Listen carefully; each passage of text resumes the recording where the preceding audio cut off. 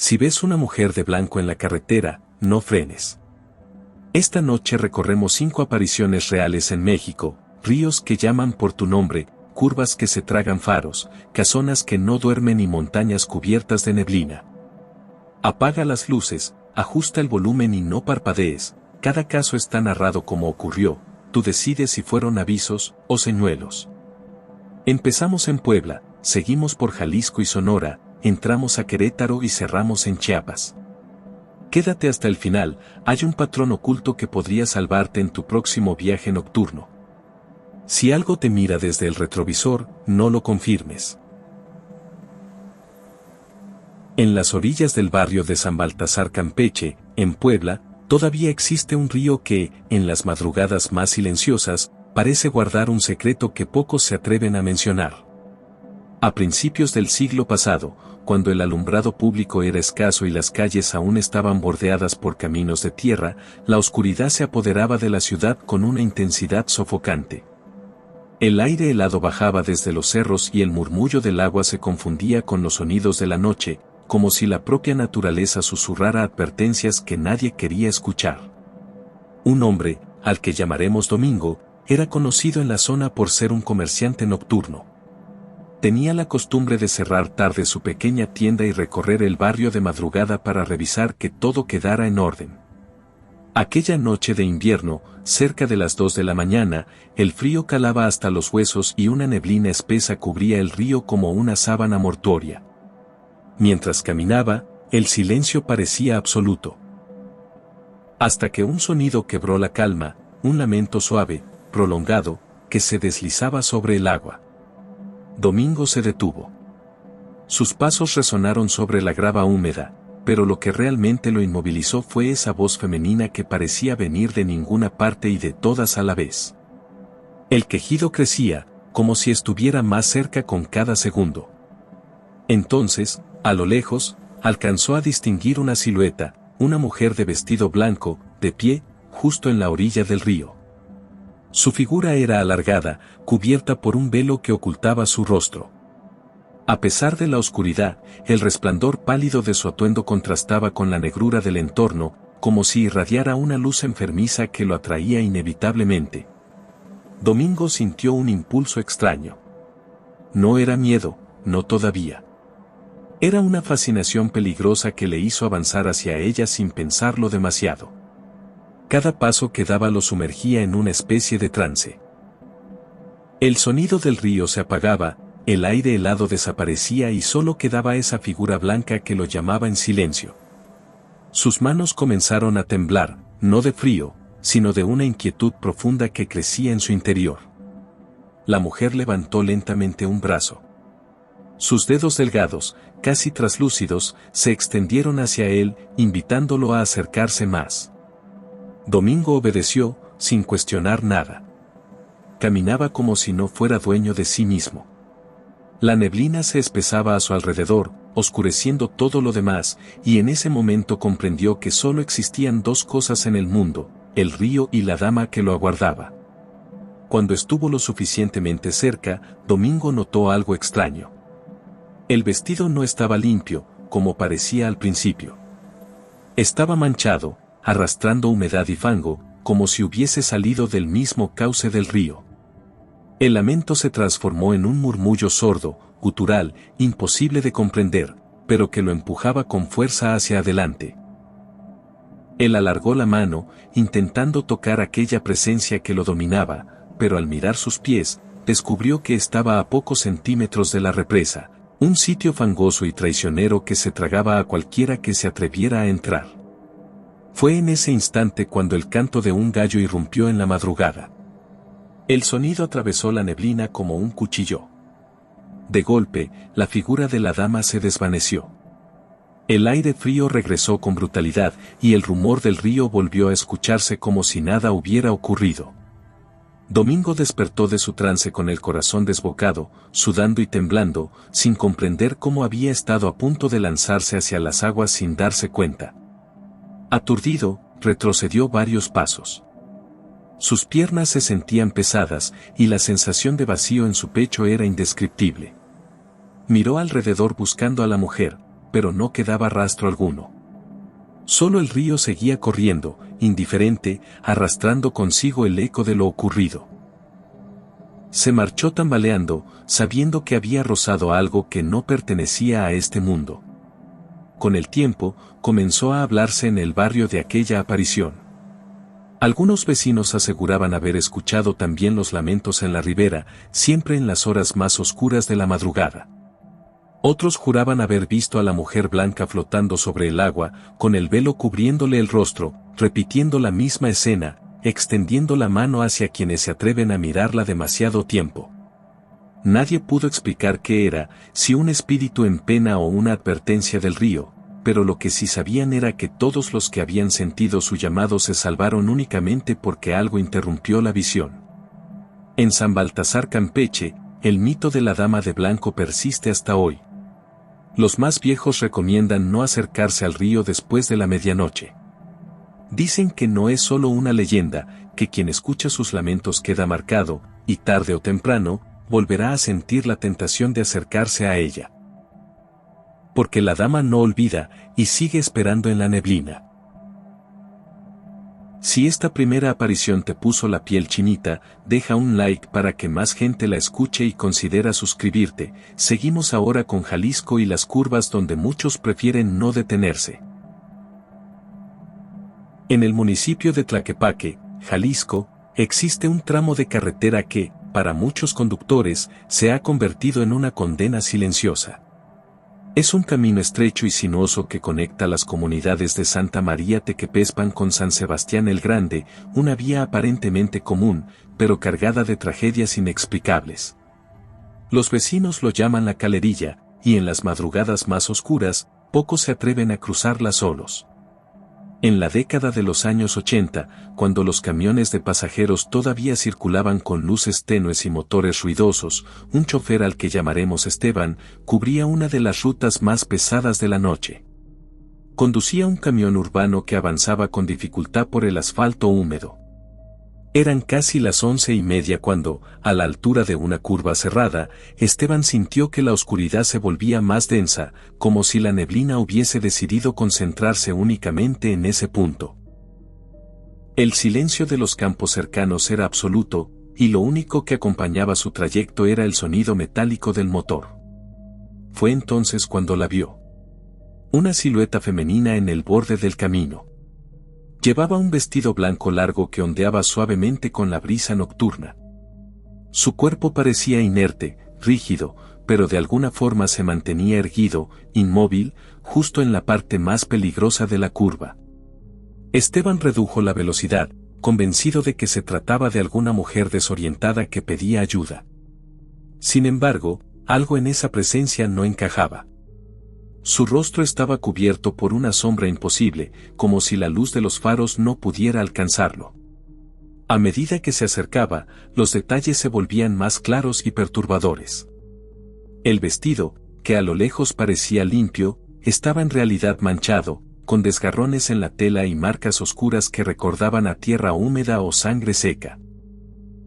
La piel de la figura era tan pálida que parecía traslúcida, y lo que más estremeció a Esteban fue notar que no se movía como un ser humano, no respiraba, no temblaba, ni siquiera parpadeaba ante la luz directa.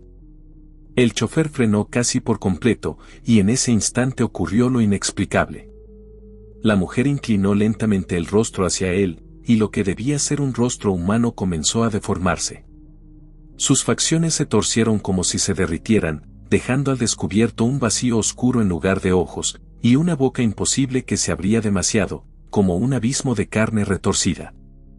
El aire dentro de la cabina del camión se volvió pesado, nauseabundo, y Esteban sintió que todo su cuerpo se paralizaba. La neblina lo envolvió de golpe. Apenas podía ver el camino, apenas podía respirar. En medio de ese trance, el rostro desfigurado de la mujer pareció avanzar hacia él, atravesando la distancia entre el borde de la carretera y el parabrisas. Fue entonces que el instinto de supervivencia lo sacudió, con un movimiento desesperado, pisó el acelerador a fondo. El camión rugió y se lanzó hacia adelante, dejando atrás la figura que se disolvió entre la bruma como humo disipado. Cuando por fin logró salir de la curva, Esteban sintió que la presión desaparecía. El aire volvió a circular y el camino se abrió ante él con normalidad. Sin embargo, el recuerdo de aquel rostro imposible quedó grabado en su mente. No podía dejar de pensar que si se hubiera detenido un poco más, quizás no habría escapado. Con los años, comenzaron a multiplicarse los relatos de otros conductores. Algunos aseguraban que habían visto a la mujer parada en el mismo sitio, inmóvil, esperando a que alguien se acercara. Otros decían que se subía a los vehículos y desaparecía en medio del trayecto, dejando tras de sí un olor a humedad y un frío insoportable.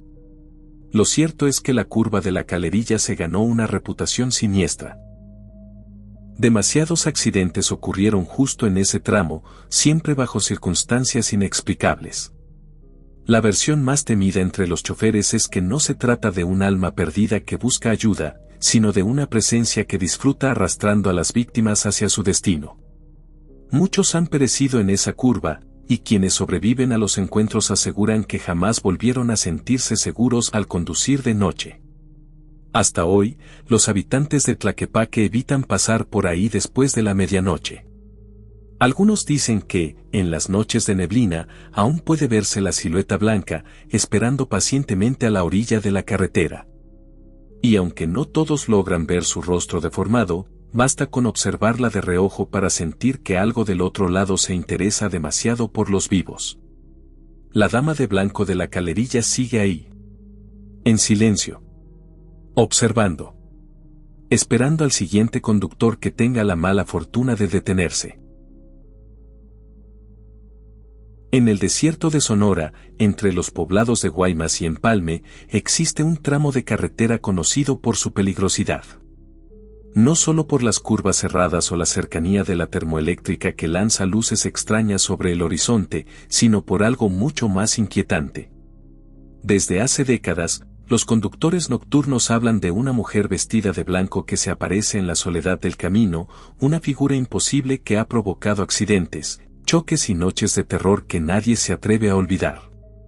Una madrugada de los años 90, una joven llamada Claudia regresaba a casa después de visitar a su familia en Guaymas. Conducía con calma, consciente de lo solitario del trayecto. El reloj del tablero marcaba las 2:20 cuando, al pasar cerca de la termoeléctrica, el reflejo de las luces titiló sobre la carretera. Fue entonces cuando la vio. A un costado del camino, una mujer caminaba lentamente, con un vestido blanco que parecía flotar sobre el asfalto. Sus cabellos largos caían desordenados sobre los hombros, y lo más extraño era que no parecía tener sombra. El vestido, en lugar de ensuciarse con la tierra y el polvo de la zona, brillaba con un resplandor enfermizo, como si no perteneciera a este mundo. Claudia sintió una punzada en el pecho. No había casas, ni pueblos cercanos, ni razón alguna para que alguien caminara a esas horas.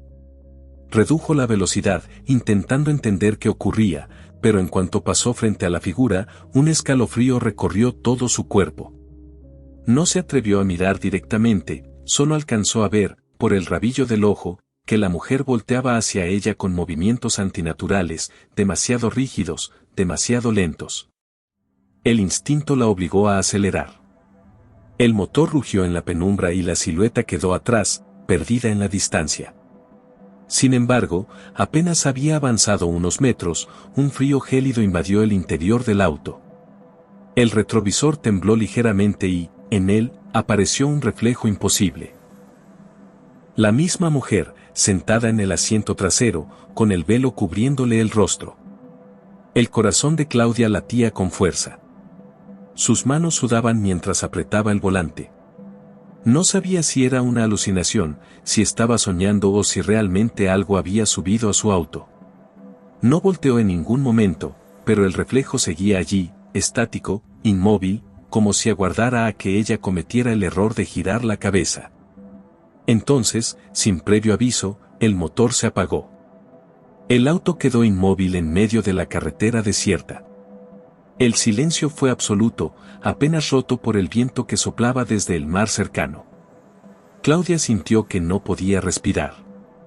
El espejo retrovisor comenzó a vibrar con violencia, y cuando volvió a mirarlo, la figura ya no estaba en el asiento. Ahora la veía detrás del auto, de pie, acercándose lentamente, paso tras paso. El tiempo parecía alargarse. Los segundos se volvían eternos. La mujer avanzaba sin prisa, como si supiera que nada podía interponerse entre ella y su presa. El vestido ondeaba sin viento alguno, y el rostro cubierto por el velo jamás se descubría. Claudia intentó encender el auto una y otra vez, pero las llaves giraban en vano.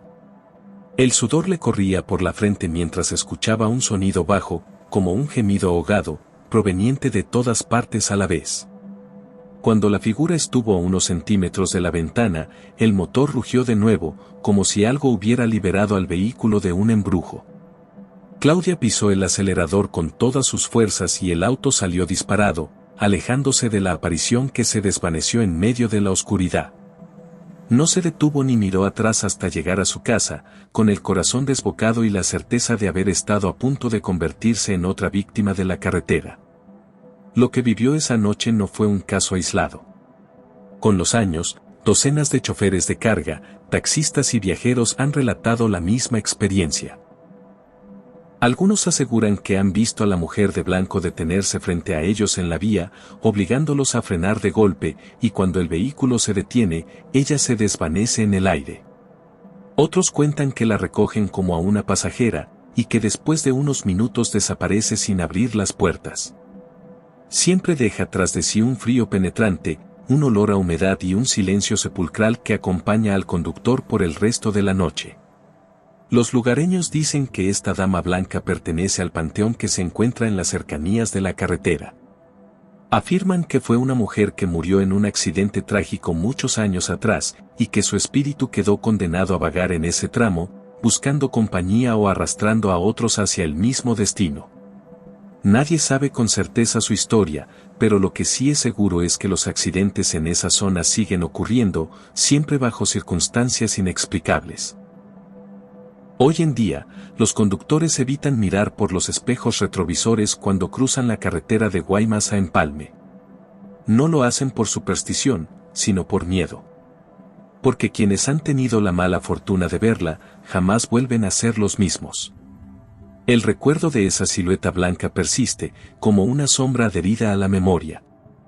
La dama de blanco sigue ahí, en silencio, caminando por la orilla del camino, esperando el momento justo para volver a aparecer. Y aunque los faros del vehículo iluminen solo unos segundos su figura, esa visión es suficiente para quebrar la mente del más escéptico. En el desierto sonorense, en medio de la nada, hay una certeza: si conduces de noche por esa carretera, tarde o temprano, ella saldrá a tu encuentro. Ya vamos a la mitad, dime en comentarios, ¿mirarías el retrovisor o seguirías mirando al frente? Tu respuesta nos ayuda a elegir los próximos casos. Continuamos con Querétaro. En el corazón del centro histórico de Querétaro, entre canteras amarillentas y calles que guardan el eco de carruajes inexistentes, permanece una casona anónima, con un zaguán pesado y herrajes ennegrecidos por el tiempo. Desde afuera no promete nada, una fachada sobria, una puerta que parece dormir. Por dentro, sin embargo, el espacio se despliega en 3 patios sucesivos, conectados por corredores de arcos, escaleras de piedra y habitaciones donde el aire conserva el olor a humedad vieja, tinta seca y papel apilado. Un sitio que ha sido casa, bodega, oficina y archivo, un organismo que late distinto cuando cae la noche. El hombre que durante años tuvo la llave de ese latido nocturno fue don Aurelio, es guardia y repartidor de confianza. Llegaba poco antes de la medianoche con un paso medido, una lámpara de mano y un cuaderno de bitácora en el que anotaba, con letra minúscula y limpia, cualquier anomalía, focos fundidos, candados duros, puertas hinchadas por la lluvia.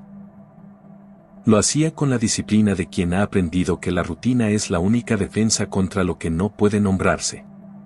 La casona parecía dividirse en 2 después de las 11, un primer patio dócil, con una fuente reseca y macetas de barro, un segundo patio más oscuro, donde los pasamanos de hierro guardaban frío incluso en verano, Y un tercer patio que, de noche, cambiaba de forma con la sombra, como si las paredes respiraran y se encogieran un poco. En ese último, donde un aljibe sellado yacía bajo una tapa de piedra, la temperatura caía sin aviso. Allí, más de uno juraba sentir una presencia recorrer los corredores, una figura de vestido blanco que jamás hablaba ni tocaba, pero que hacía que las rodillas pesaran y el aire oliera a flor marchita.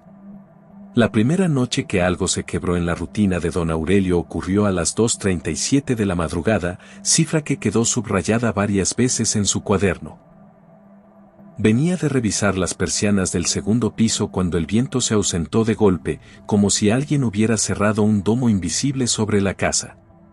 En ese silencio compacto, una puerta de madera al fondo del tercer patio se abrió con suavidad, sin chirrido, sin prisa. No había corriente que lo justificara, el aire estaba inmóvil, la llama de su lámpara, también. Don Aurelio descendió 2 peldaños, sintiendo que la cantera estaba más fría que minutos atrás, y vio el borde de un vestido rozar el marco, blanco, casi luminoso. La tela no hacía ruido, no pesaba, no arrastraba polvo. Se desvaneció en el quicio y, de inmediato, la puerta se cerró con la misma calma con la que se había abierto.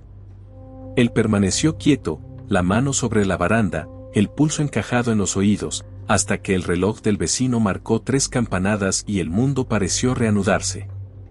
No dijo nada al día siguiente.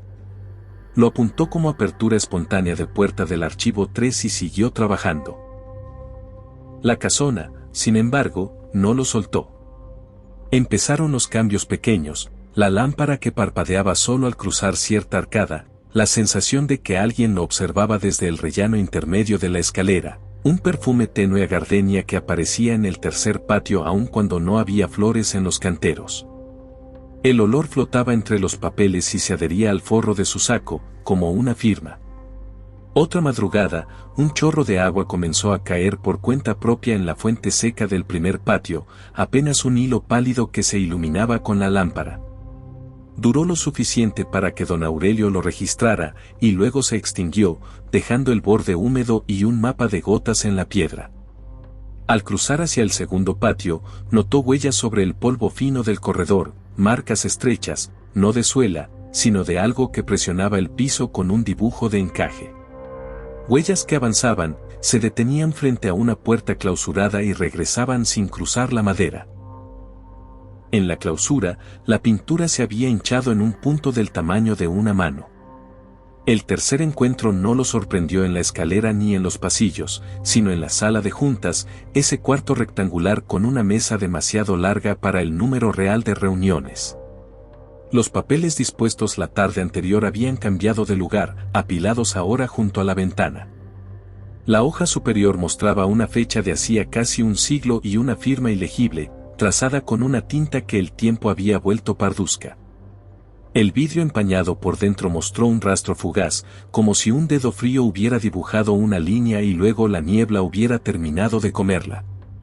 Don Aurelio supo que no estaba solo, aunque la casa siempre parecía sola, supo que lo que fuera que recorría la casona conocía su ritmo y lo medía con una paciencia antigua.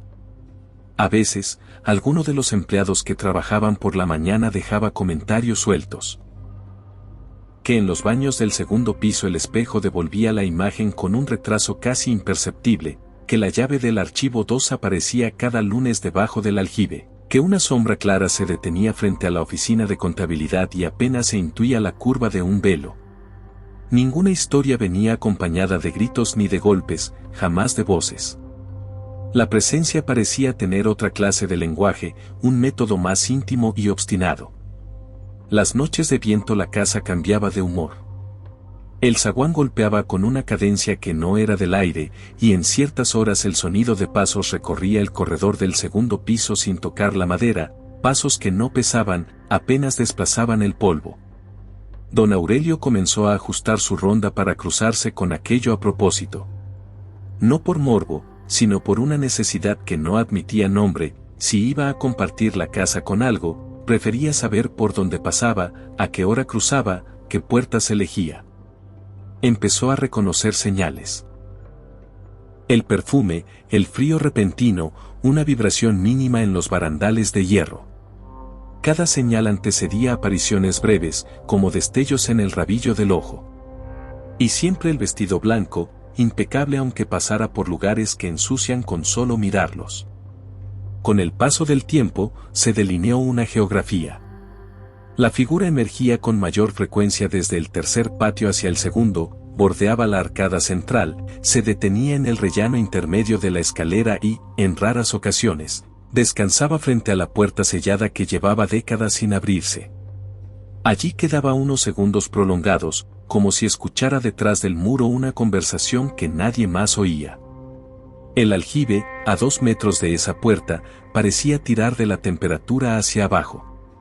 El metal de la tapa sudaba aún en los días calurosos, y en una ocasión don Aurelio encontró sobre ella 3 pétalos secos que no existían en ningún jardín de la casa. La noche que partió la historia en 2 fue la de un apagón. Media ciudad perdió la luz y el centro histórico se quedó con el resplandor insuficiente de la luna en cantera. Adentro, el edificio respiró como un animal despierto. A las 3:09, el minuto que don Aurelio volvió a subrayar, el zaguán se destrabó solo con un chasquido, las 3 puertas interiores liberaron sus cerrojos y la lámpara de mano cobró vida sin que él la tocara, una luz pálida y fija, más fría que de costumbre. El silencio fue absoluto, ni insectos, ni motores a lo lejos, ni pasos de nadie más. La figura apareció sobre el rellano, blanca hasta doler, nítida, sin el velo de lo borroso. No había rostro discernible, y aún así emanaba la certeza de una mirada. El vestido colgaba como agua inmóvil, con una orilla de encaje que jamás se atascaba en las irregularidades de la piedra. Descendió un peldaño sin tocarlo, cruzó el umbral hacia el segundo patio y se mantuvo a la distancia exacta que permitía verla completa sin que la luz la deshiciera. El perfume a gardenia se volvió más marcado, mezclado con un olor delgado a humedad cerrada. Don Aurelio, inmóvil, sintió la fuerza discreta de una invitación, el impulso de avanzar hasta la puerta sellada, apoyar la palma donde la pintura se inflaba, empujar. La casa entera pareció inclinarse hacia ese punto. El aljibe exhaló un aliento frío que se le metió en los dedos y en la raíz de las uñas. La lámpara no tembló, pero en el borde del círculo de luz vibraba un polvo fino, como si esperara la orden de levantarse. La figura giró con un movimiento mínimo y la temperatura cayó 1 grado más.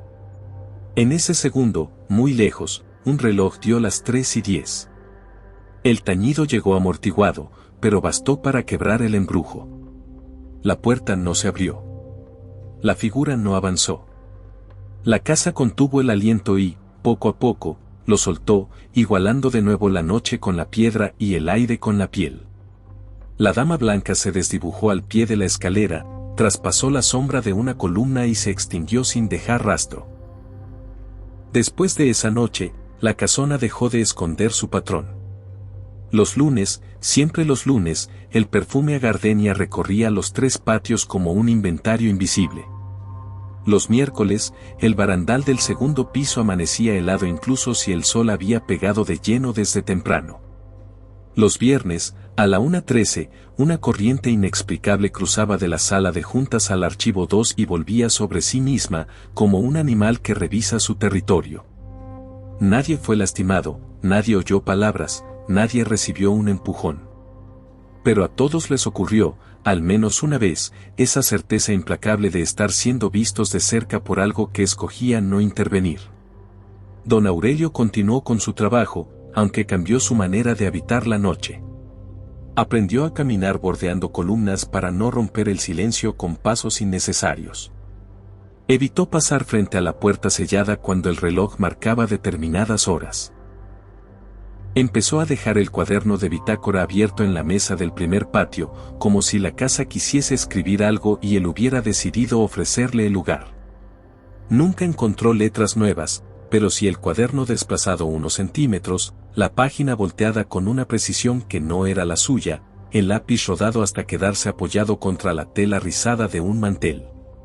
Hubo visitantes que se marcharon con una inquietud racionalizada, una corriente de aire donde no debía, una sombra clara donde nadie podía estar, un escalofrío que subía desde los tobillos al cruzar el segundo patio de noche.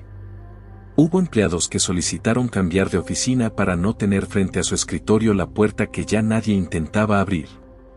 Hubo quien fotografió el corredor y recibió una imagen con una niebla vertical muy definida, una columna de blancura que parecía apoyar un encaje en el suelo.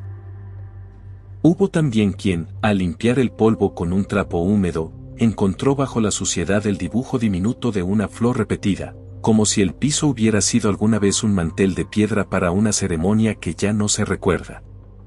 Con el tiempo, las administraciones cambiaron, los muebles se renovaron y la casona agregó otra capa a su memoria.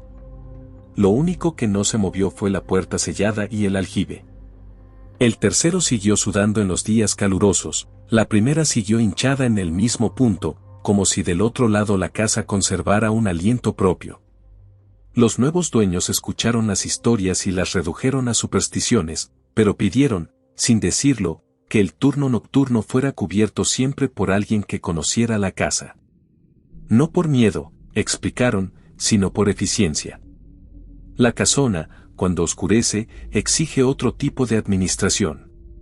Hoy, si alguien recorre esos patios en silencio a la hora equivocada, reconocerá el mapa sin que nadie se lo explique. Sentirá el descenso de temperatura al acercarse al tercer patio, el olor a gardenia suspendido sin origen, la placidez falsa del corredor cuando el viento queda fuera y los focos, de pronto, no parpadean. Si se detiene en el rellano intermedio, verá, al límite de su visión, el borde nítido de un vestido que no se ensucia. Si apoya la mano sobre la pintura hinchada, una frialdad húmeda trepará hasta el codo. Y si insiste, el tiempo, por un instante, se dividirá en antes y después. La dama blanca de la casona de los tres patios no busca conversación, ni respuesta, ni dramatismo.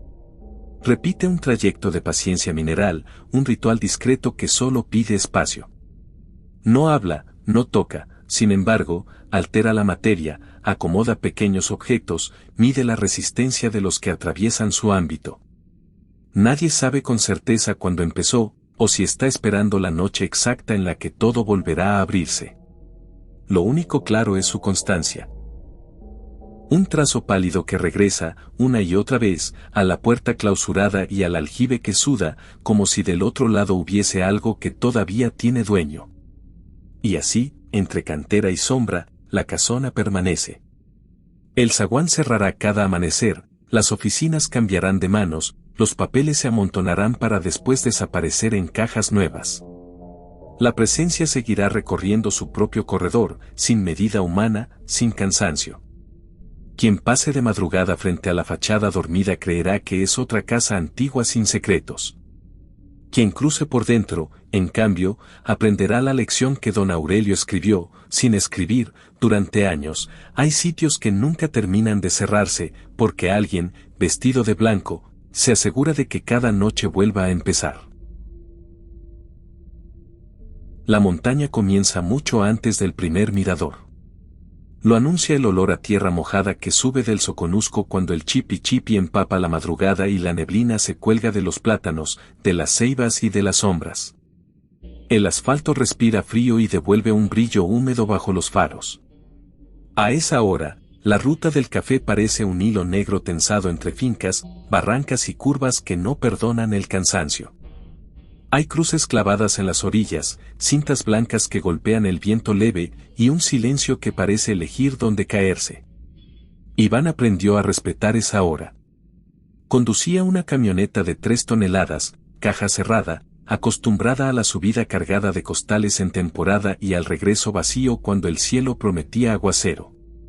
Había desarrollado rituales que no confesaba, tocar el marco del parabrisas al pasar cierto árbol, no mirar al vacío en las curvas abiertas, evitar detenerse entre la brecha y el kilómetro sin señalamientos donde la niebla hace un corredor.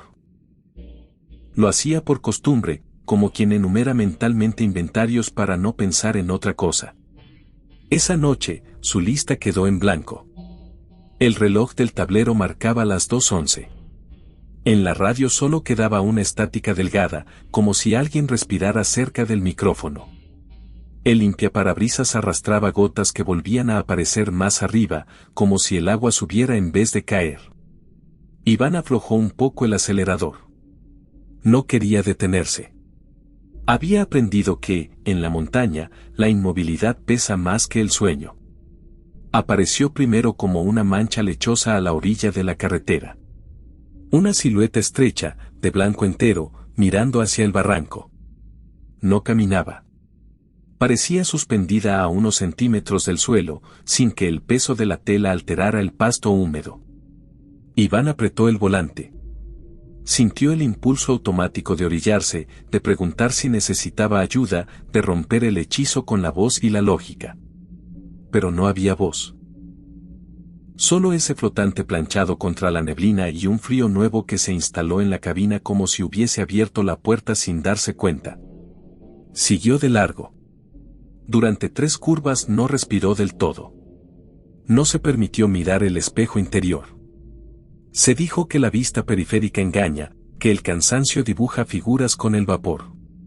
La humedad dentro del vehículo olía de pronto a flor blanca aplastada, a jazmín que no estaba ahí.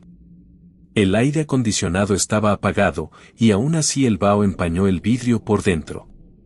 En el centro de ese empañe alguien había trazado, con un dedo invisible, una línea corta hacia abajo, apenas un gesto. El vaho se borró al instante, como si lo hubiese lamido la misma noche. La carretera se estrechó en una zona de curvas enlazadas. A la izquierda, el vacío. A la derecha, un talud que sudaba agua en hebras. La niebla negaba la distancia y volvía todo plano, como una hoja húmeda pegada al parabrisas. Iván ajustó la velocidad. 2 cruces aparecieron juntas en la orilla, recién pintadas, con un listón blanco atado al centro que se movía sin viento. Entre una curva y otra, la figura regresó. Estaba un poco más adelante, de pie en el eje del carril, las manos caídas, el rostro invisible bajo un velo que no era velo sino una mezcla de lluvia y sombra. Iván sintió el tirón leve de un pensamiento simple, frenar. Sin saberlo, levantó el pie, dejó que la camioneta perdiera inercia, acercó el rostro al parabrisas como si desde más cerca pudiera desmentirla. La mujer no se apartó. El vestido blanco no tenía manchas ni barro, a pesar del agua y del camino. No pertenecía ahí, y sin embargo era lo único que tenía sentido. El motor bajó de vueltas. La caja vibró 2 veces. La neblina se cerró 1 centímetro más. A la derecha, un guardarraíl abollado le recordó lo que la pendiente no perdona. A la izquierda, nada.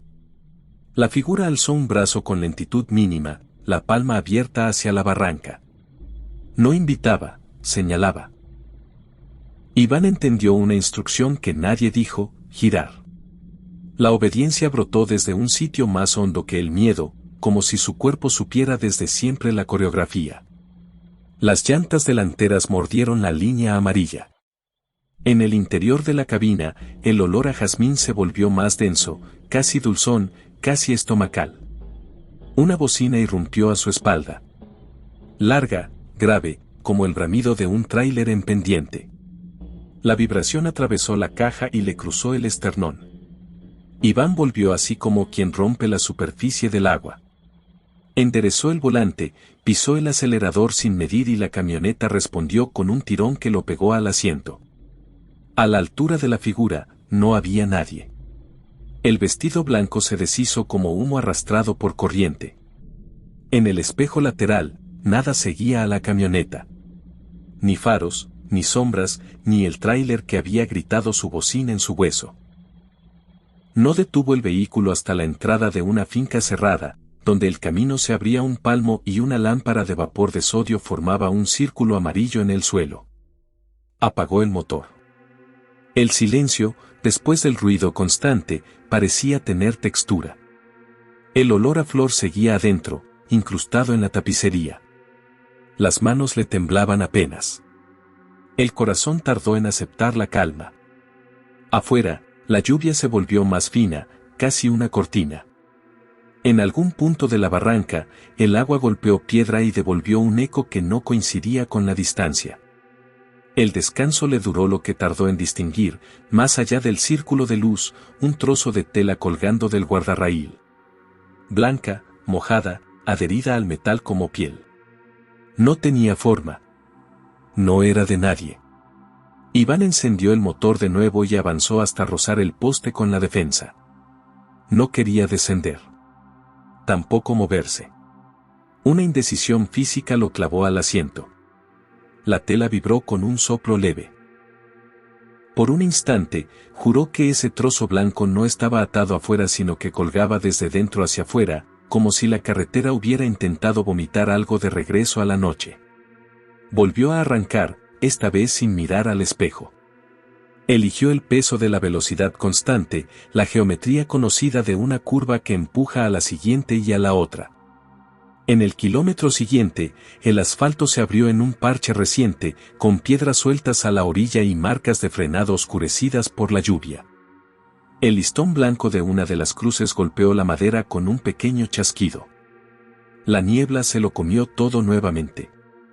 Por un tiempo que no supo medir, Iván condujo dentro de un túnel de luz, sin pasado detrás ni futuro adelante, solo ese presente estrecho sostenido por el ruido del motor. Llegó a la parte alta poco antes de las 3:30. En el patio de la bodega, bajo techo, el sonido del agua se volvió simple, goteos en un balde, una teja que cede, una canaleta que respira. Iván apagó la camioneta y dejó que el cuerpo le avisara dónde estaba, rodillas pesadas, hombros tensos, mandíbula apretada como si hubiese masticado piedra. En el borde de la caja encontró 3 huellas de agua sobre la pintura, pequeñas y juntas, como si alguien hubiera apoyado allí 3 dedos. Cuando alargó la mano para tocarlas, la humedad se le pegó en los dedos con una frialdad impropia del aire. No quedaba nadie despierto a esa hora en la bodega. No comentó nada. Guardó la llave y esperó a que el pulso quedara en su sitio. Durante días, el olor a flor blanca persistió en la cabina. No era desagradable. Era insistente. Se pegaba a la ropa y a las manos con un matiz de río frío. Los compañeros de ruta hablaron de derrumbes, de un choque que había cerrado un carril, de una camioneta que amaneció colgando del guardarraíl y que nadie supo explicar cómo no se había ido. Nadie mencionó flores. Nadie habló de mujeres vestidas de blanco. En las conversaciones de los choferes, la muerte tiene un lenguaje compacto y útil, lo sobrenatural se deja a un lado, como se deja a un lado una herramienta que corta demasiado. La segunda vez que la vio, Iván no estaba solo.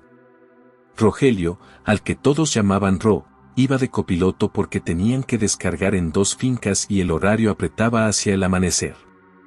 Ro dormía mal en cabina. Roncaba y despertaba con pequeños sobresaltos que hacía parecer que caía de una silla. En la primera parte de la subida, hablaron poco. El Chipi volvió a escribir su guión, neblina baja, faros que muerden solo 2 o 3 líneas del asfalto, sombras de hojas que parecen más largas de lo real. La figura apareció sobre el asfalto, 1 metro adentro del carril contrario. El vestido blanco era un borde nítido en medio de lo borroso. Iván sintió el mismo tirón que la vez anterior, la misma obediencia que no admite preguntas. Ro dormía. La cabina olió a flor. El reloj marcó las 2:09. El limpiaparabrisas dejó de hacer ruido por un segundo y después volvió con un vaivén más lento, como si la lluvia hubiera cambiado de densidad. La mujer alzó la mano, no para pedir ayuda, sino para señalar un punto fuera de la carretera. El vacío. La barranca. El sitio exacto donde faltaba un tramo de guardarraíl desde hacía meses. Iván agarró el volante con los dedos en tensión. No frenó. No aceleró. Sostuvo esa línea delgada de no decidir. La figura mantuvo la mano levantada, paciente, como si supiera que la indecisión también es una forma de caer. Ro despertó sobresaltado y, sin saber, puso la palma en el tablero. Ese pequeño golpe rompió el silencio interior. El vestido blanco se deshiló en la neblina, el olor a flor se adelgazó y la carretera recobró profundidad. De al lado de la barranca, las luciérnagas encendieron 3 puntos breves, como si alguien hubiese tirado al vacío cerillos encendidos que no alcanzaron a apagarse en la lluvia. No hablaron. No hizo falta. Ro, que no creía en nada pero evitaba ciertas historias como quien evita destapar una colmena, comenzó a mirar el reloj cada vez que doblaban una curva sin señalamiento. Iván siguió con su ruta como quien sigue la respiración para no pensar en ella. En el regreso, ya con el sol insinuándose detrás de un manto grueso de nubes, se detuvieron en una tienda de paso. Sobre el mostrador, junto a las pilas y las bolsitas de sal, había listones blancos a la venta. No parecían para fiestas. Tenían el ancho de los que atan a las cruces.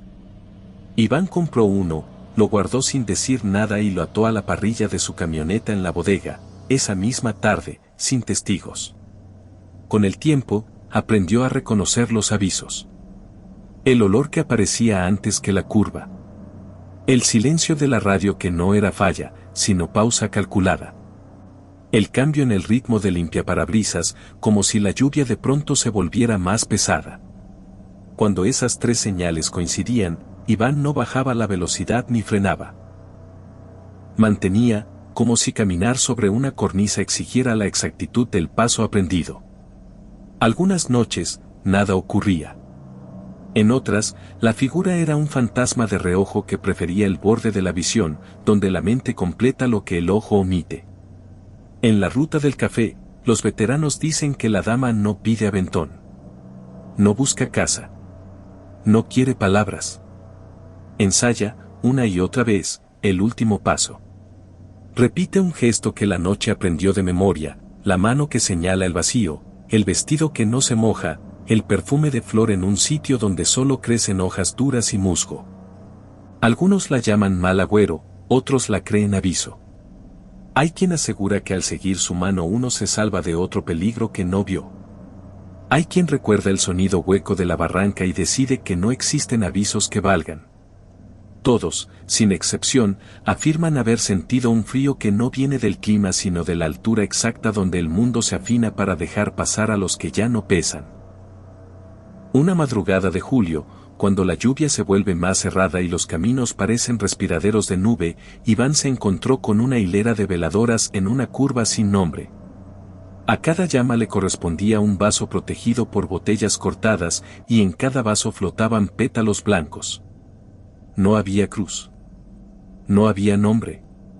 Solo esa luz pequeña batallando contra el agua.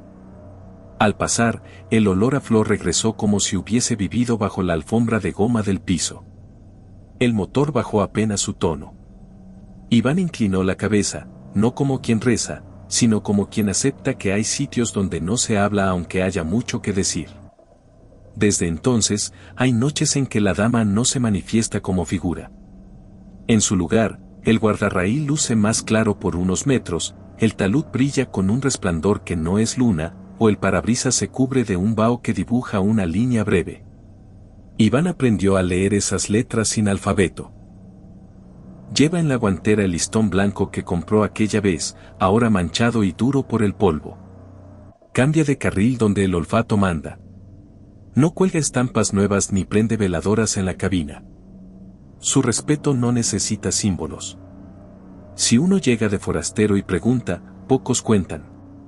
Los que viven en la zona alta prefieren decir que la neblina engaña, que las luces mienten, que lo más seguro es no manejar de noche.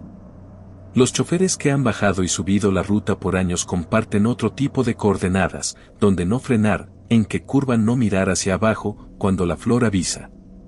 En la madrugada, la montaña es una boca que mastica despacio. A veces escupe lo que no le pertenece. A veces lo guarda para siempre. La dama de la ruta del café sigue cumpliendo su ronda. El chipi chipi la perfila, el perfume la precede, la barranca le responde con eco. No pide ayuda. No agradece. No se repite igual, pero mantiene siempre la lección. La obediencia fácil al gesto pequeño puede costar el último centímetro de una vida. Quien la ha visto, como Iván, aprende una lógica nueva para atravesar la niebla. Quien no, cree que son cuentos para asustar a novatos. Y, sin embargo, cuando la noche se cierra, cuando las luces de Tapachula quedan abajo como brasas frías y la ruta se vuelve una cinta suspendida, hasta los más escépticos reconocen el momento en que algo entra en la cabina sin abrir la puerta. Es una presencia que no exige atención pero la roba. Un olor que no pertenece al monte pero que lo nombra. Un blanco que no refleja los faros, solo los absorbe.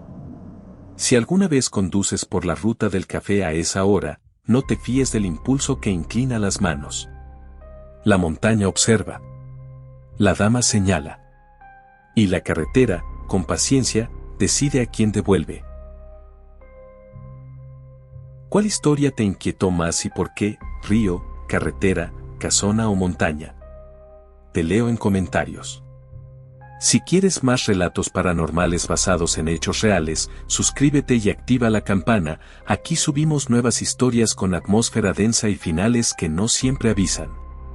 Gracias por quedarte hasta el último segundo, cuídate en la noche, y recuerda, si el camino te hace señas, quizá no son para ti. Nos vemos en el próximo viaje.